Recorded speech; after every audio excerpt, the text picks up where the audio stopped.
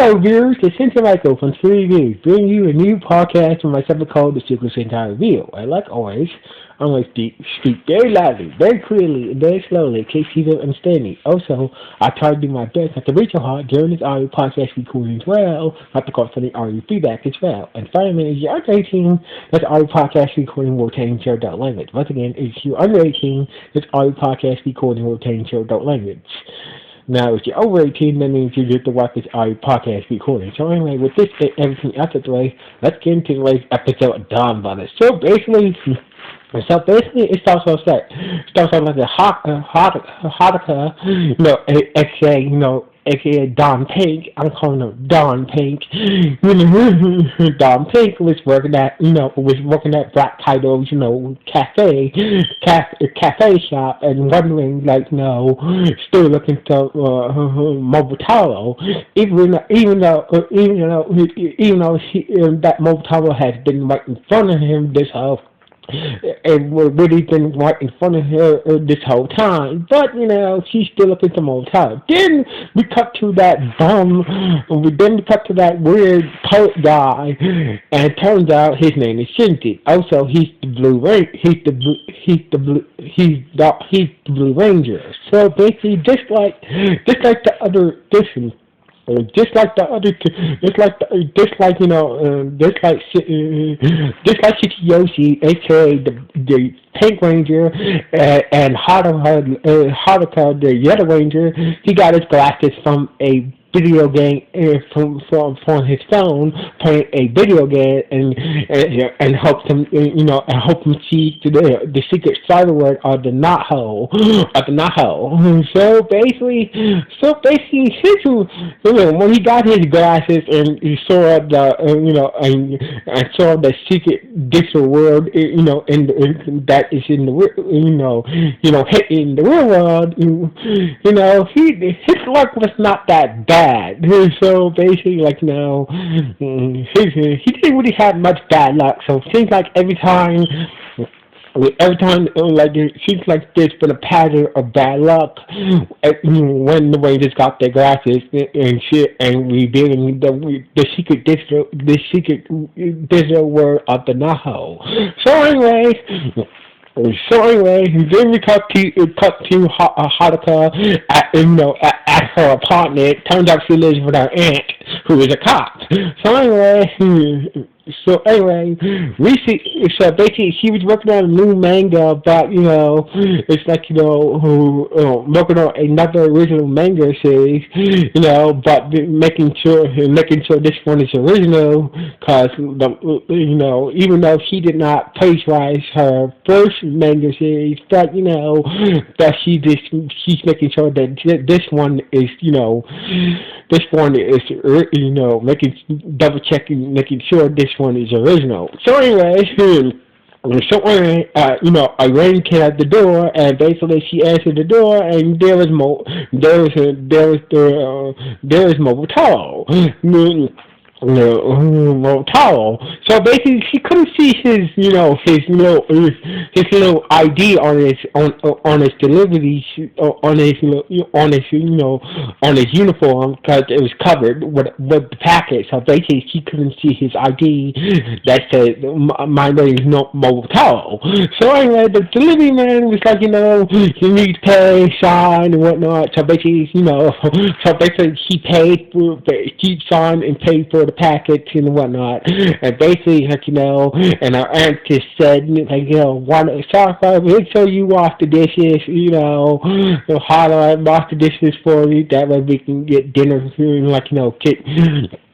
get dinner started and stuff like that. So basically, Hollow was like, hey, I'd like to earn a little more extra money by like washing the dishes for me. So basically, Taro did what. So basically, he came in and just washed the dishes for a little extra tip money, and basically, his ad put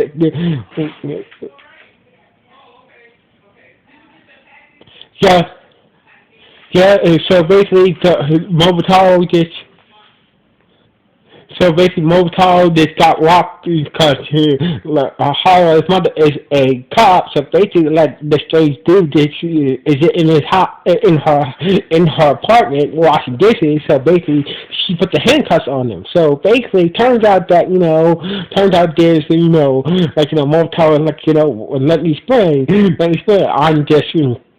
I'm just your what's your name, your daughter niece or whatever, your niece, your daughter niece whatever, pay me to wash the dishes for her. So basically, like, how I show you not the packet, how I know you're not the delivery thief. So basically, like, here's my identification. So basically, like, I'm going to jump the gun here, but still.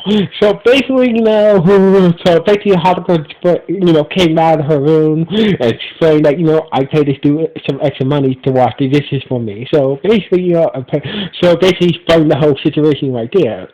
So anyway, Hollywood's aunt said there's been a weird, there's been a weird,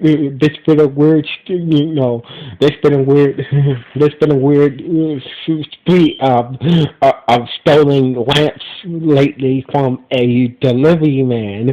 So basically, there's this delivery man, is going to people's house and stealing people's light lamps and stealing people's lamps and stuff and chandeliers, stealing people's lamps and light fixtures and shit like that. So basically, like, I'm one of those, I'm one of those people who it's just I'm one of those cops that designed to that case, looking at trying to find that delivery man who's stealing light fixtures from people's houses and apartments. So basically, like, Motaro is that was glad that everything was cleared up and whatnot. He was about to leave, and that's when Haru asked to have a conversation with her, and they had a conversation with him at Black Kaido's cafe shop. So basically, at Black Kaido's cafe shop, so basically, Haru was asking that have you ever on your delivery let some person named Mobutaro. So basically, like, he said, well, he's about to show her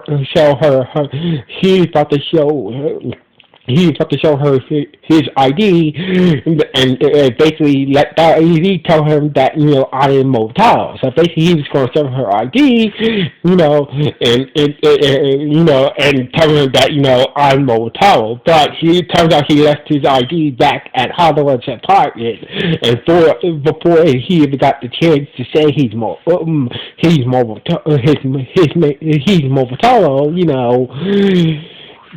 Hakura asked to finish finish delivering his package with him on his route. So basically, that's what they did. That way Haru can find Mobutaro. So basically, Mobutaro said yes, and basically after that, he didn't say anything else. He didn't tell her that he is Mobutaro. So anyway, so basically they deliver packages and whatnot, and when they start to deliver packages and whatnot. So basically, while they were delivering the package, the delivery man that's been stealing people's lamp fixtures from people's apartments and houses. Turns out he's being controlled by a Naho based off the Listed Ranger. So basically, turned out the delivery man that's been stealing light fixtures was basically which basically, was taught by Naho, based, based off Lifted Ranger. So anyway, so basically this Naho is based on, this Naho monster is based on Lifted Ranger. So basically it's studying, it's studying like this because some stage stupid for a stupid reason. So anyway, the delivery man, so basically later that night, we see the Motaro, Hadaro's like, was kind of impressed at Motaro, even though he doesn't know that he is Motaro, or he didn't, and also he didn't tell him that he is Motaro and whatnot. So anyway, so basically, when so basically, Momotaro dropped Hardware off back at an apartment and whatnot, and turns out that the delivery thief stole the light fixtures from her apartment where she lived with her aunt. So anyway, turns out the delivery thief with the liquid monster taking control of his body was visited by a strange girl with white eyes named Sun Omi. Sun Omi. This girl, just like Sanja and Samurai and Sun O-I, just like some O-I, just like some O-I, they seems like they're taking out these monsters and the people who is corrupt, just can. It seems like you're just taking out corrupt people. It doesn't matter if they're Naho monsters or not, for some reason. So anyway, turns out that, in the apartment, Harlow found Momotaro's delivery ID, and turns out that, that the delivery dude, this whole time is Momotaro. So basically the next day, when she, was working with Momotaro again, she was like, why didn't you tell me that you was Momotaro this whole damn time? So basically, like, you didn't really ask me that you didn't ask me that I'm Momotaro. So basically, like, oh yeah, I didn't really did it. But still, you could have said something. She was kind of pissed off at him. He was kind of. So basically, Hathaway kind of pissed off at him. So anyway, they found. So basically, when Momotaro started the delivery thief, and his van, and started to chase after him, but he couldn't really go any faster because there's a lot of fragile packages in his van, in his delivery van. So basically, Taro transformed into his little robot form, and basically combined with this little version of a Tokyo Red Russia, aka Don Tokyo, and basically came faster and whatnot, and stopped the delivery van of the thief, of the delivery person that is taken over by the lifted Naho monster. So anyway. So anyway, basically, he turned, basically he came back to his own body, left his robot body and came back into his human body, and basically, basically they morphed up together and started to fight fighting the lifting with the Naho monster, and basically the other three rangers showed up as well, and basically helped fight the monster, and and the foot soldiers at the Naho. So anyway, everything was going well. Everything was going well and whatnot until Son Omi until Son Omi showed up. And he just like Sansa and Son I, the cheetah also transformed with this little bracelet, with this bracelet on her wrist. So basically, she transformed and became this weird white armor, this weird kind of white armor, and and basically destroyed the not hell monster, destroyed the not hell lifting monster along with the human that it took over, and it turns out it's been every time a not hell monster is destroyed by Sandra or his comrades, they're sent to a special digital place that seems like they're being deleted.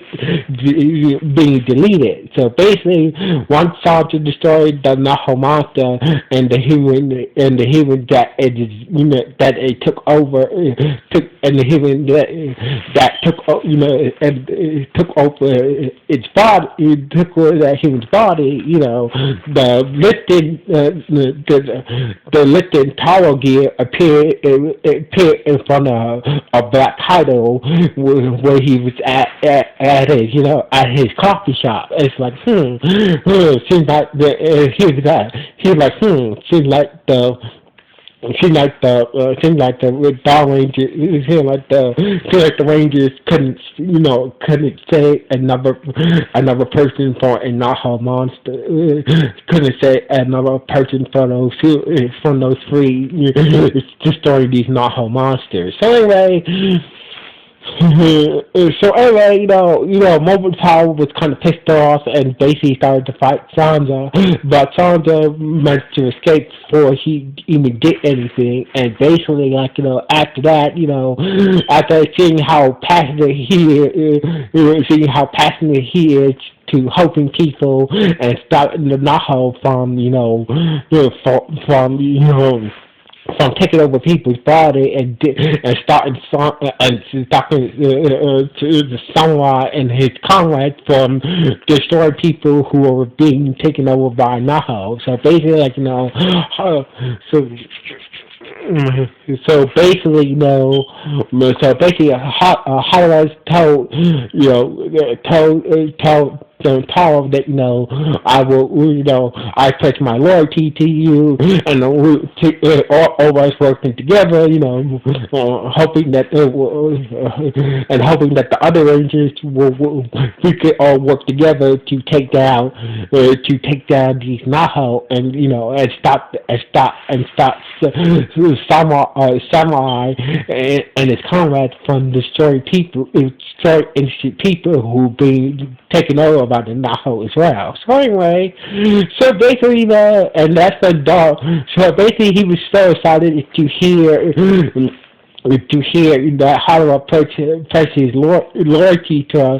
He gave her so basically Taro gave her a light kick, and basically was happy that that she would that Hara will help So basically, he was happy that Halawa will pledge her loyalty to him, and he was so happy that he kicked him out of his excitement of her being pledging her loyalty and helping him fight against the Naho along with the others. He started to celebrate, and started to swing his sword around, so happy that that Halawa pledged his loyalty her loyalty to him, and he started to swing his sword around in happiness. And the other Rangers were like, whoa, calm down.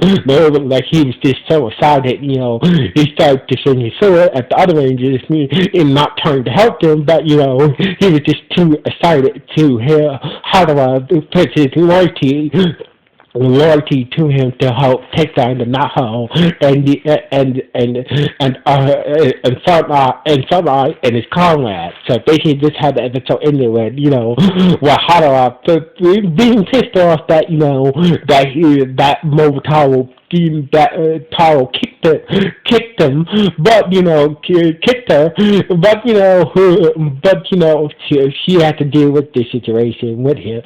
So basically, at least she finally found Mobutaro.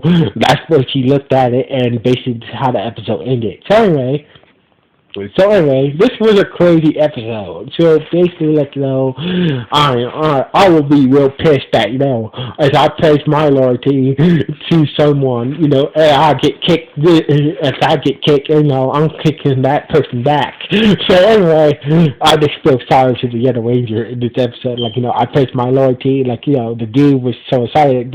He was excited. He was so excited and whatnot. And he went a bit over there with his excitement. He kicked the other ranger and started to swing his sword at the other ranger and started this dude needs to calm down a bit. So anyway, this was a good episode. So anyway, what do you guys think about this episode? Please let me know in the comments below. Anyway, sign off. 1.